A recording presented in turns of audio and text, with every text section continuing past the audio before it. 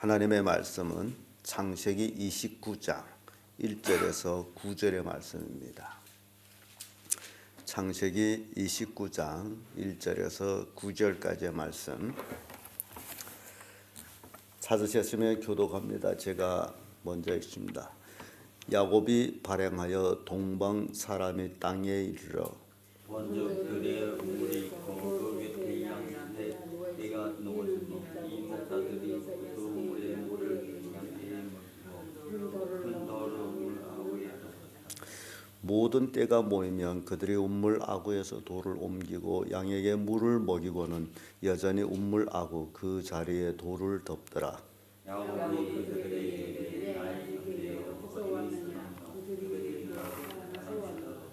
야곱이 그들에게 이르되 너희가 나홀의 손자 라반을 아느냐? 그들이 가로되 아노라.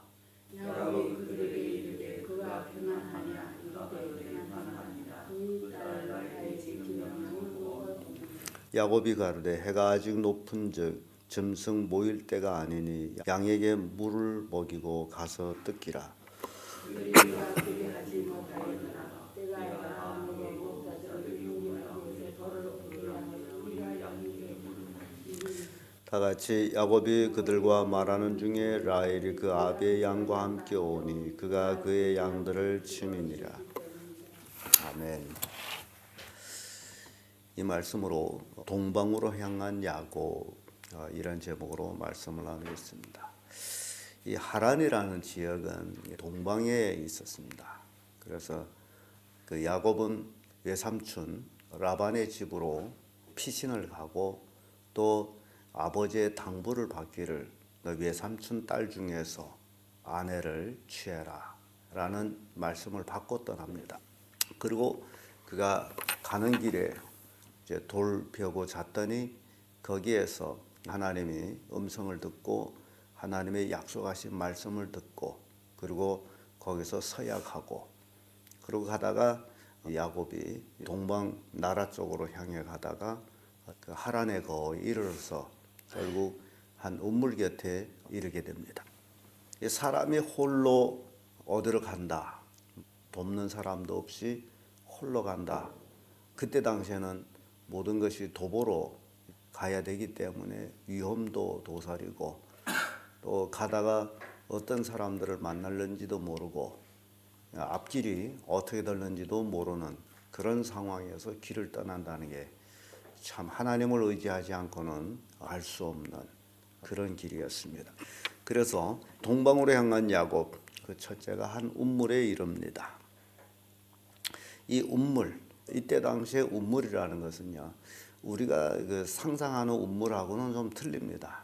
우리가 상상하는 운물은 동그랗게 돌로 쌓아서 용들에도 놓고 드레박도 놓고 해서 물을 길던데 이들이 말하는 운물하고는 우리가 완전히 개념이 틀립니다. 이들이 말하는 운물은 굉장히 큰 운물입니다. 그래서 그 고대 땅도 물을 이렇게 가둘 수 있는 그런 흙이어 가지고 어떤 운물은 엄청 커 가지고 집 몇 채 정도 되는 그런 운물이고 물이 말랐을 적에는 사람이 거기에 빠지면 나오기조차 어려울 정도로 그런 것이 운물입니다. 그리고 이 지역의 운물들은 물론 샘 근원에서 물이 나오는 물도 있지만은 그렇지 아니하고 온 겨울 동안 그 눈이 오고 그 눈이 녹아내린 그 물들을 가장 낮은 곳에다가 우물 파가지고 물을 가둡니다. 그래서 그 물을 길어서 양떼, 소떼한테 먹이는데 그 수질들은 굉장히 안 좋습니다. 여러 가지 땅에서 흘러내린 물들을 고여가지고 있기 때문에 그래서 이 지역에는 물만 있으면 산다라고 그렇게 할 정도로 우리 인체의 한 60% 이상이 물이라고 그렇게 얘기를 합니다만은 그래서 인간이 살아가는 데 있어서 필요한 세 가지가 있습니다. 인간이 살아가는 데 필요한 세 가지. 양식이 있어야 되겠죠? 그 다음에 중요한 게 물입니다. 양식이 있고 물이 없으면 인간은 살 수가 없습니다. 그런데 그보다도 더 중요한 게 또 있습니다. 그것이 산소입니다. 그래서 이 세 가지가 있어야만이 인간은 살 수 있습니다. 화학적으로 얘기하면 고체, 액체, 기체 이렇게 구분을 합니다. 이게 인간이 살면 꼭 필요한 것들.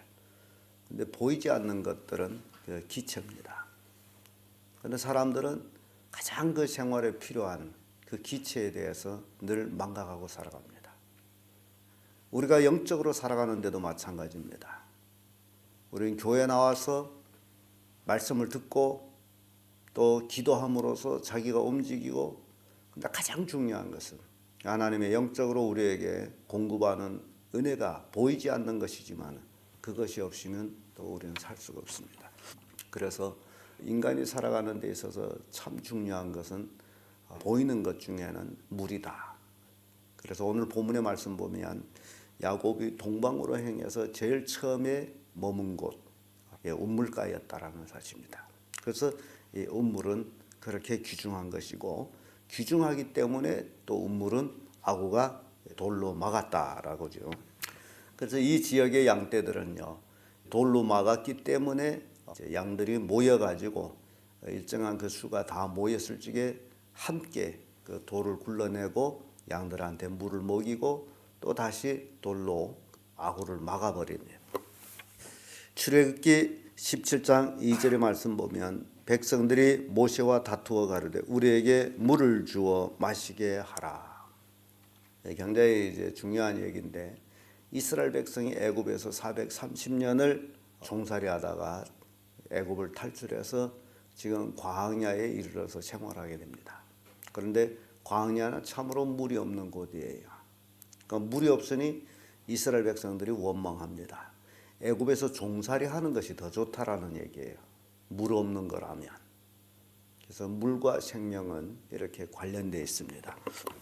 그래서 우리가 지난 주일날 저녁에도 김승학 박사님을 통해서 무리바의 광야에서 반석을 쪼개서 샘물을 나게 한 그 이제 현장을 우리가 보았죠. 시편 78편 15절을 보면 광야에서 반석을 쪼개시고 깊은 수원에서 나는 것 같이 저에게 물을 흡족히 마시옵으며 라는 말씀이 나옵니다. 양떼들 또는 사람들 물을 흡족히 먹어야 된다. 물이 굉장히 귀중합니다. 우리 이곳 사람들은 물에 대해서 귀중함을 모르기도 합니다. 우리는 물이 부족하지 아니하고 물이 충족해가지고, 그러나 내몽골 쪽에만 가도 굉장히 거기는 물이 귀합니다. 그래서 어떤 지역에는 물 한 공기 가지고 이제 얼굴 닦고 양치까지 합니다. 물 한 공기 가지고. 그 정도로 물이 귀합니다. 우리는 물이 너무 흔해가지고 물을 많이 퍼가지고 세수하고 뭐 물을 아낌없이 쓰죠. 샤워도 하고 뭐. 우리가 사는 이 지역이 참 살기는 좋은 곳이다라고 생각합니다. 이렇게 물이 굉장히 중요한 것처럼 야곱이 처음 잃은 곳 그리고 머문 곳이 바로 운물가였다. 참 재미있는 말씀입니다만 이제 새벽기도 돼서 많은 것을 얘기를 못 드립니다만은 예수님도 사마리아 가다가 머문 곳이 운물가였고 거기에서 한 여인에게 말씀을 주고 그가 구원받는 모습을 보죠. 그렇게 이 운물가라는 게 그렇게 중요한 위치를 가지고 있습니다. 여기 양떼 서너 떼가 이제 모여가지고 거기에 있죠. 자, 동방으로 향한 야곱 두 번째는 목자들에게 문안하는 모습을 봅니다. 4절에서 6절의 말씀인데 4절에 보면 야곱이 그러죠. 야곱이 그들에게 이르되 나의 형제여 어디서 오느냐 그들이 가로되 하란에서로다. 야곱은 그 목자들 양을 치는 목자들에게 나의 형제들이여라고 이제 합니다. 굉장히 호의로 인사하는 거죠. 호의의 문안. 이스라엘 백성들이 특별히 만나면 사람들이 샬롬 이렇게 인사를 합니다. 미국 사람들은 알든 모르든 만나게 되면 하이 합니다. 우리는 안녕하세요라고 하는데 근데 그게 그렇게 중요하대요. 인생이 각기 문화적인 차이가 있지만은 그러나 인사하는 것이 사람에게는 안정감을 준다. 야곱은 서먹서먹한 그런 동방국으로 향했고 운물가에서 만난 목자들에게 샬롬아. 형제들이여 어디서 오느냐. 형제라고 얘기합니다. 그런 인사 속에서 야곱은 그들과의 대화가 이루어지죠. 그래서 야곱은 그들에게 묻습니다. 나홀이 손자 라반을 아느냐. 그들이 하란 사람들이기 때문에 알죠. 그때 당시의 사람들은 한 지역에서 이제 아브라함이 이사했지 그 위에 사람들은 다 거기에 정착해서 오래오래 사신 분들이 대대손손. 그래서 우리는 지난 주일날에도 이드로의 집까지 우리는 보게 됐습니다. 모세의 장인어른 집 땅굴 봤죠. 그렇게 평생을 그들은 이사가 없이 그렇게 살아가는 사람들. 그러니까 나홀이 손자 라반을 아느냐 하면 그 지역 사람들은 쭉 살아오기 때문에 안다. 그래서 야곱이 그들에게 또 이르되 그가 평안하뇨. 평안하다. 평안 샬롬이죠. 그러면서 그들이 그 딸 라헬이 지금 양을 몰고 오느니라. 라반은 아들이 없다 보니 딸들이 양모를 했습니다. 그런데 큰 딸은 시력이 안 좋아서 이 작은 딸이 주로 바깥일을 한 것 같아요. 그런데 중요한 것은 야곱은 지금 외삼촌 집으로 가고 있고 또 외삼촌 집에 가서 해야 할 일이 있습니다. 그것이 바로 외삼촌 딸하고 결혼하는 겁니다. 그런데 이제 지금 이 하나님의 인도가 보여지죠. 지금 우물가에 갔는데 그 하란의 목자들이 서로 얘기하면서 라반의 딸이 지금 양을 몰고 오고 있다. 아주 기가 막힌 정보를 제공해 주죠. 이게 문안을 할 때에 서로의 이런 좋은 정보를 주고받게 된다. 말도 안 하고 가만히 있으면 이런 정보를 들을 수가 있습니까? 그래서 동방을 향한 야곱의 그 모습 속에서 인생은 이렇게 알지는 못하지만은 그래도 안녕하세요 하는 것이 좋구나. 시편 106편 3절을 보면 공의를 지키는 자들과 항상 의를 행한 자는 복이 있도다. 인생은 이 땅에 살아가면서 공의를 지키고 의를 행할 때 복을 받는다는 겁니다. 이제 야곱은 그 진리를 알고 있어요. 끝으로 목자들의 협력을 보게 됩니다. 인생은 협력이라는 거죠. 7절에서 9절의 말씀인데 8절의 말씀 보면 이런 말씀이 나옵니다.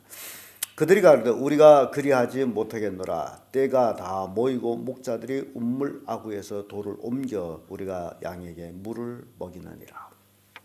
야곱은 거기 실정을 모르고 해가 많이 높은데 양들을 가서 풀을 뜯기라.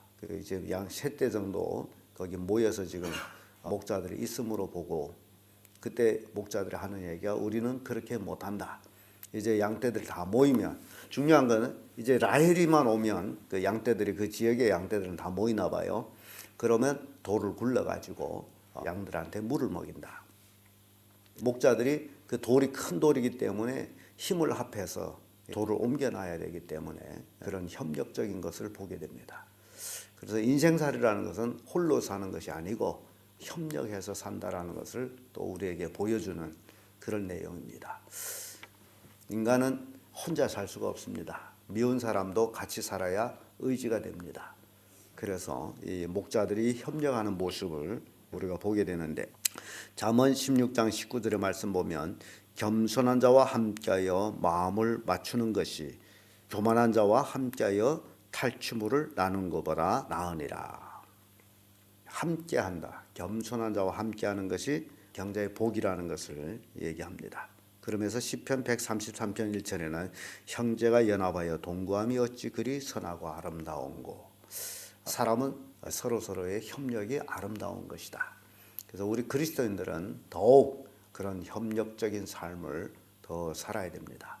오늘은 우리는 동방을 향한 야곱을 통해 가지고 그가 비록 에서를 속이고 아버지를 속이고 그래서 에서의 낯을 피해가지만은 피해가는 길에서 하나님 만난 후에 그의 인생이 많이 달라졌음을 보여줍니다.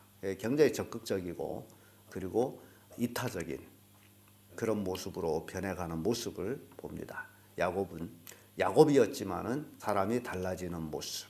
하나님 만나고 나서 우리도 신앙생활하면서 진정 하나님을 만났다면 우리의 삶이 변화된 삶, 어제와는 다른 삶. 그래서 하나님을 더 영화롭게 하고 의지하는 그런 삶이 되어야 된다라는 교훈을 주고 있습니다. 기도하겠습니다.